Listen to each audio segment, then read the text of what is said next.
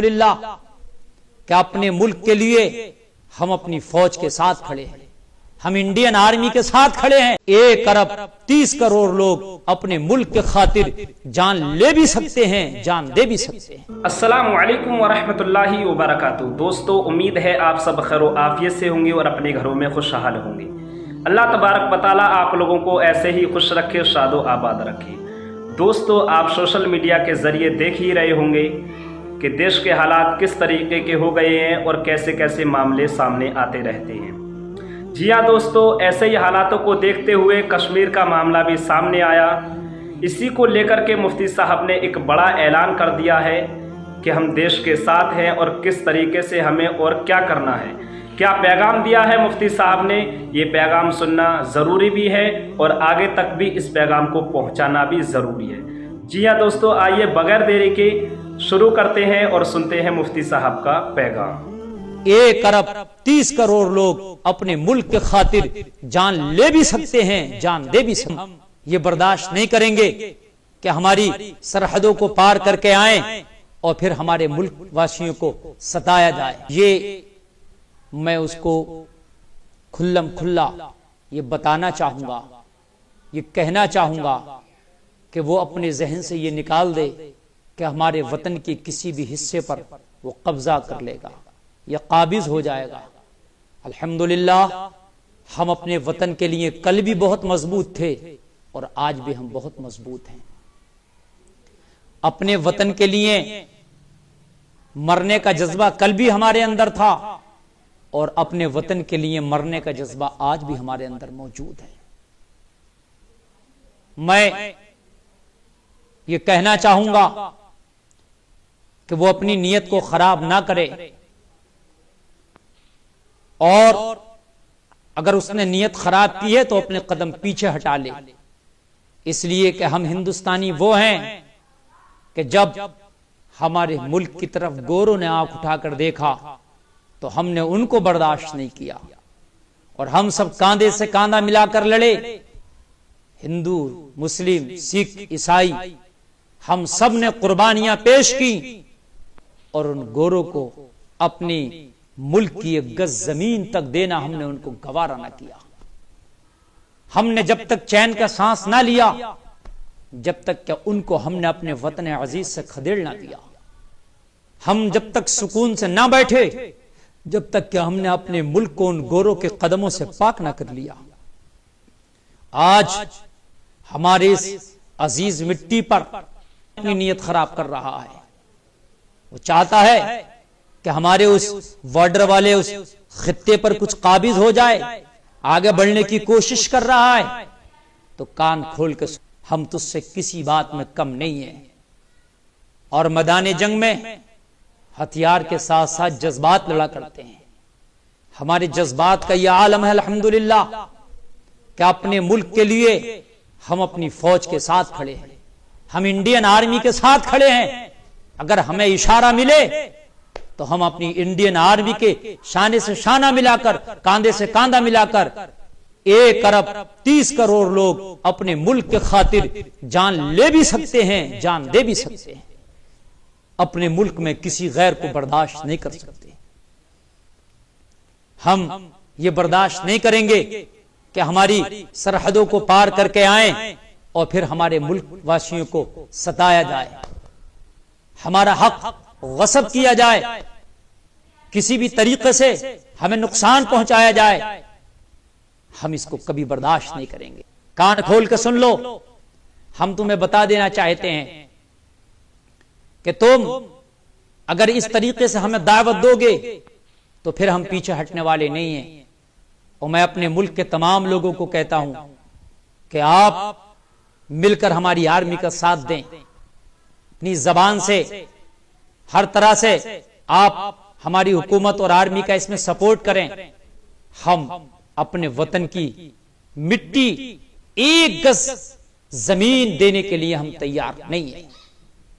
रही बात ये कि कोई भी सुझाव पेश करना, ये बैठकर मामलात को तय करना, तो ये हमारी पुरानी रीत रही है कि हमने जंग को कभी भी बढ़ावा देने की कोशिश नहीं की है। तारीख गवाह है, तारीख उठा करके देखें। हमने हमेशा चाहा है कि जंग ना हो और बातचीत के जरिए अगर बात सुलझ जाए, मुआमलात बने तो ज्यादा बेहतर है। इसको हम पहले से तरजीह देते चले आए। हम न दहशतगर्दी को पसंद करते हैं और न दहशतगर्दी फैलाने की कोशिश करते हैं। अगर हमारे मुल्क में इस तरह की दहशतगर्दी फैलाने की कोशिश करेगा तो उसको इसकी भारी कीमत चुकाना पड़ेगी। हम 1 अरब 30 करोड़ आवाम अपने मुल्क के साथ हैं, इस मुल्क के लिए लड़ने मरने के लिए तैयार हैं, जान देने के लिए तैयार हैं। ये वतन हमारा हमारी जानों से ज्यादा अजीज है। जो हमारे शहीदों ने इस वतन के लिए कुर्बानियां दी हैं, हम उन्हें शर्मिंदा नहीं होने देंगे। ये हमारा वतन, जो इसकी गोद में आज भी कितने हमारे शहीद आराम कर रहे हैं, यह हमसे आज भी कह रहा है कि कल भी तुमने अपने सपूतों को कुर्बान करके मेरी हिफाजत की थी, और अगर जरूरत पड़ी तो ये मेरे सपूतों तुमको आज भी खड़े होकर के मेरी मिट्टी की हिफाजत करनी है। आज भी हमारा वतन हमसे चीख चीख के ये मांग कर रहा है। हमने ना कल समझौता किया था अपने मुल्क की खातिर, और इंशाअल्लाह ना आज समझौता करेंगे और ना मरते दम तक समझौता करेंगे। हम और हमारी नस्लें हमारे वतन के लिए मरने के लिए कल भी तैयार थे, और इंशाअल्लाह हम हमेशा जब तक दम में दम है तैयार रहेंगे। डॉक्टर इकबाल ने यूं ही नहीं कहा था, इस वतन की कुछ खासियत है, यह वतन चुभता है सबको।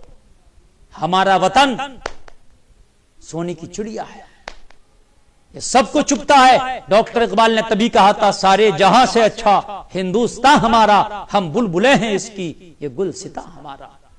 हम अपने गुलिस्तान को तबाह बर्बाद नहीं होने देंगे, हम अपने गुलिस्तान को उजड़ने नहीं देंगे। हम अपने गुलिस्तान में किसी और गैरों को बर्दाश्त नहीं करेंगे। ये हमारा गुलिस्तान है, हम उसकी बुलबुलें हैं, हम ही इसके माली हैं। इसमें तरह तरह के फूल लगे हैं, इसमें तरह तरह के मजहब के लोग बसते हैं।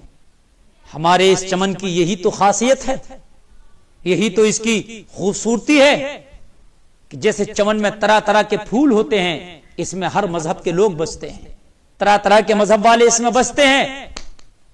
लेकिन जब बात आती है मुल्क की, तो फिर हम सब मुल्क के खातिर एक हैं। हमारे मजहब अगरचे अलग हैं, हम अपने मजहब पर अमल करते हैं, वो हमारे मजहब का मामला है। कि जब वतन का मामला आता है तो फिर हम अलग प्लेटफॉर्म पे नहीं है, वतन के खातिर हम सब एक प्लेटफॉर्म पे नजर आएंगे इंशाअल्लाह। और हम किसी एतबार से अल्लाह ने हमें कमजोर नहीं किया है, और ये होता चला आया, बहुत बर्दाश्त भी करते चले आए। तारीख गवाह है, दुनिया गवाह है, इस मामलात में जितना सब्र भारत ने किया है वो शायद किसी ने किया हो। हमेशा जंग छेड़ने की आरजू में रहता है, हमेशा चाहता है कि हमारे फौजियों को बरगलाया जाए और ये कोई गलत कदम उठाए। हमेशा ये चाहता है कि कोई ऐसी गलती हो कि जिस गलती को दिखा करके मैं इन पर जंग मुसल्लत कर दूं। ये जबरदस्ती की जंग है जो हम पर मुसल्लत करने की कोशिश कर रहा है।